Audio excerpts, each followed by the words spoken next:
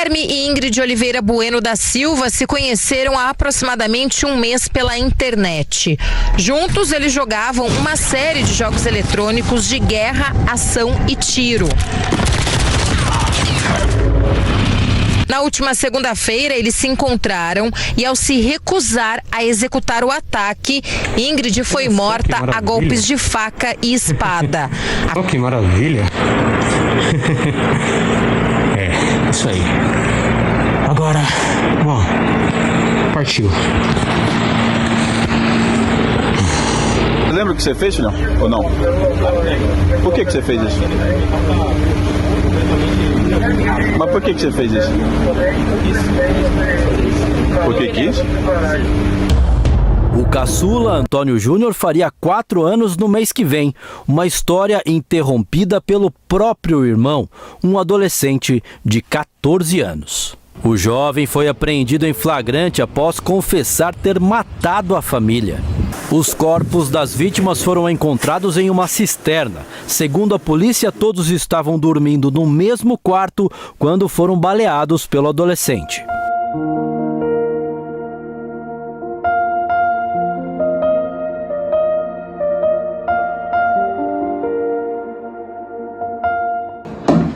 Bom dia, estamos aqui hoje no canal Haja Luz, para que haja luz em nome de Jesus na sua mente, na sua família e na sua casa, amém? Hoje estamos falando desse tema tão difícil, né, sobre assassinatos. Quantos assassinatos têm acontecido? Isso tem me deixado assim chocada. Muitos assassinatos, e não, o problema é jovens, adolescentes matando pais, matando pessoas, matando professores, entrando na escola, matando os colegas. Então assim, o que está acontecendo? O que está acontecendo com a nossa sociedade? Nós chegamos num grau máximo de falta de limite desses adolescentes? É isso? Nós vamos refletir sobre isso hoje, ok? Eu queria muito pedir para você dar o like no vídeo, para você se inscrever se você não é inscrito, né? Tanto canal de besteira, com 1000 seguidores, milhões de seguidores, né? Ajuda esse canal a crescer para que nós possamos conscientizar os pais e mães, né? Os educadores cristãos, ok? Na minha opinião, a resposta é sim. Nós estamos num momento completamente sem limite. Existe um autor, existe um livro que se chama Sociedade do Espetáculo, né? E o autor diz o seguinte, que nós estamos no momento da sociedade do espetáculo, onde as aparências, onde o consumo é mais importante do que as relações humanas, do que a experiência humana.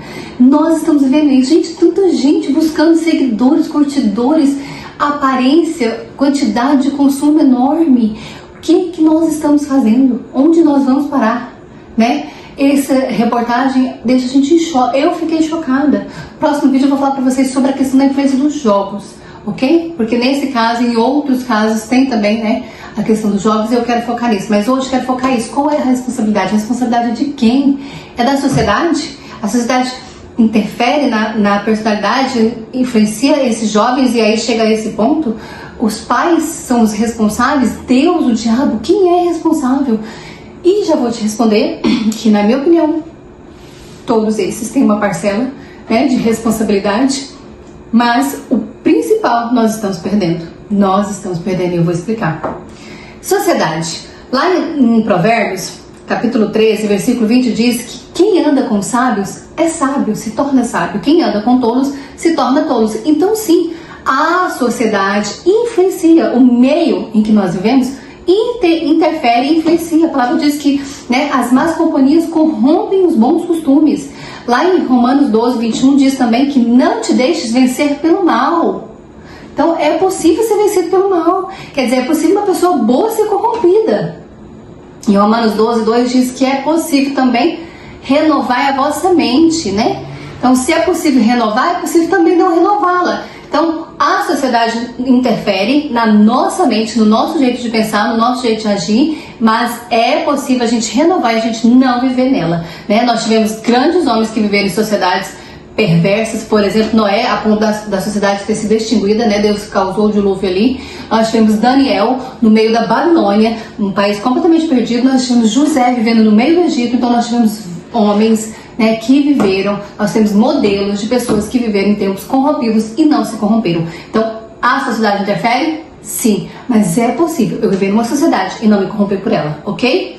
Então vamos para o diabo, Deus. Você acha que o diabo e Deus têm interferência? Então vamos lá. Lá em Tiago, famosíssimo, né, capítulo 4, versículo 7, diz que é possível resistir o diabo e ele fugirá de vós. Então o diabo interfere, ele influencia, ele joga pensamento, ele joga desejos? Sim, mas é possível resistir, senão Deus não mandava. Resistir o diabo e ele fugirá de vós.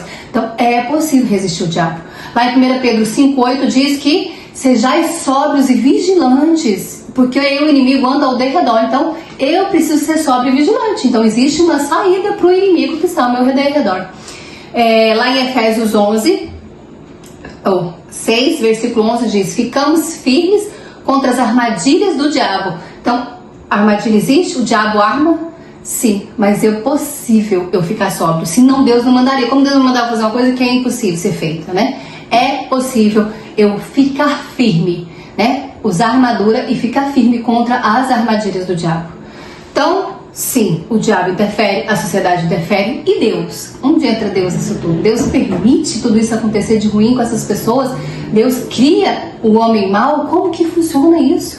Né? Lá em Gênesis, capítulo 1, versículo 31, diz pra gente o seguinte: tudo criara e era bom. Quando Deus terminou tudo, ele colocou que tudo ele criou e viu que era bom. Então Deus criou o homem bom, criou a mulher boa, né? A natureza foi tudo corrompido pelo pecado. Então, a partir do momento que o pecado entra na humanidade, distorce a criação de Deus. O homem não foi criado mal.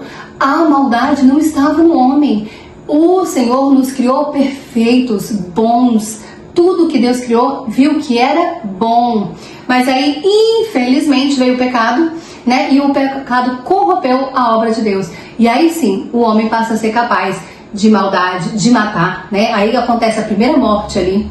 Um bebê, desde bebezinho, ele está corrompido. Então o erro está aí de achar que o bebê cresce, se torna criança e ele é inocente e ele é bonzinho e ele não está corrompido. E aí o meio vai corromper ele, as pessoas vão corromper ele. Tudo isso interfere? Sim, mas sabe por que interfere? Porque existe dentro dele já a corrupção, certo? Então a corrupção está ali. E aí é onde mora o erro, que agora eu vou dizer para vocês que para mim está a maior responsabilidade e aonde nós precisamos atuar. Para mim é isso, é nos pais. Sim, os pais têm responsabilidade sobre essas situações, não porque eles são culpados quando um adolescente comete um crime desse, mas sim porque eles têm a responsabilidade de ensinar o caminho. A palavra diz lá em Provérbios que ensina o caminho que a criança deve andar, né? Então, se não fosse possível ensinar o caminho, Deus não mandava a gente ensinar o caminho. Então, queridos, estou partindo do pressuposto que o pecado corrompe a criança.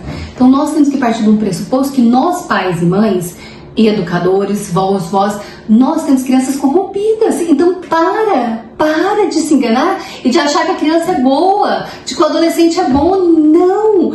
Ele, sem a educação, sem o caminho, sem o conduzido, ele vai para o mal. O homem sem Deus é mau. O homem sem Deus pode fazer coisas horríveis. Então nós temos falhado, e aí agora é o ponto que eu quero falar para você. Nós temos falhado em conduzir os nossos filhos, crianças, adolescentes, jovens a Deus. Ou conduzir a Deus, a presença de Deus, a amar a Deus acima de todas as coisas. Porque se uma criança, se um jovem, se um adolescente ama a Deus acima de todas as coisas, gente, a última coisa que ele vai fazer é matar alguém, né? Essas barbaridades não existiriam se nós tivéssemos uma sociedade que ensinasse os jovens a amar a Deus. Mas não, nós estamos numa sociedade onde temos que respeitar o desejo dos jovens. Gente, você respeita o desejo de uma criança quando ela quer pôr o dedo na tomada? Não. Você respeita a criança quando ela quer pegar uma faca? Não. Você respeita o desejo da criança quando ela pega uma arma? Não. Por quê? Porque você sabe que ela não tem consciência, não tem condições de controlar o instinto, o desejo, e que aquilo lá pode dar muito ruim. Então acorda. Os adolescentes são assim, os jovens são assim, sem Deus. Sem Deus, todos nós, até adultos, somos assim. Sem Deus, nós somos como uma criança brincando com coisas ruins e pode dar muito ruim. Então, a mensagem desse vídeo que eu quero dizer pra você é essa: ensina o seu filho a buscar a Deus acima de todas as coisas, a amar a Deus acima de todas as coisas. Se você cumprir essa missão, o resto é complemento, ok? Um abraço, até o próximo vídeo.